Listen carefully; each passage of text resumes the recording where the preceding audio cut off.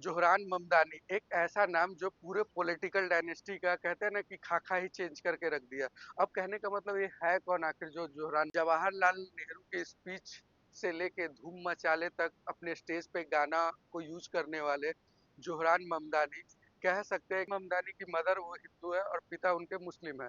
अब कहने का मतलब 34 साल का एक कह सकते हैं इंडियन अमेरिकन मुस्लिम जिन्होंने न्यूयॉर्क को भौकाल मचा के रख दिया है। कहने का मतलब उनको हराने के लिए ट्रम्प से लेकर 26 बिलियनियर थे जो उनके पीछे लगे हुए थे।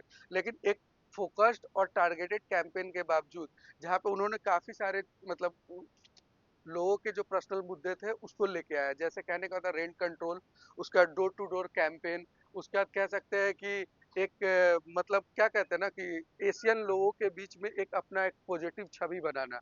अब जोहरान का जो कैंपेन था वो 60% कैंपेन पब्लिक के द्वारा फंडिंग किया गया था, जहाँ पे लोग उनको पैसे भेज रहे थे और उसके द्वारा वो इलेक्शन का तैयारी कर रहे थे।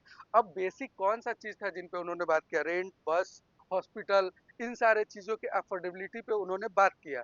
अब कह सकते हैं उसको विक्ट्री में तब्दील किया, तो कह सकते हैं कि ये कितना बड़ा इलेक्शन था एक इंडियन अमेरिकन मुसलमान के लिए न्यूयॉर्क के अंदर, जहां पे उनके प्रेसिडेंट तक नहीं चाहते थे कि वो वहां का मेयर बने। अब कहते हैं, अब ममदानी अपने स्पीच में कहते हैं कि ए मैंडेट फॉर चेंज।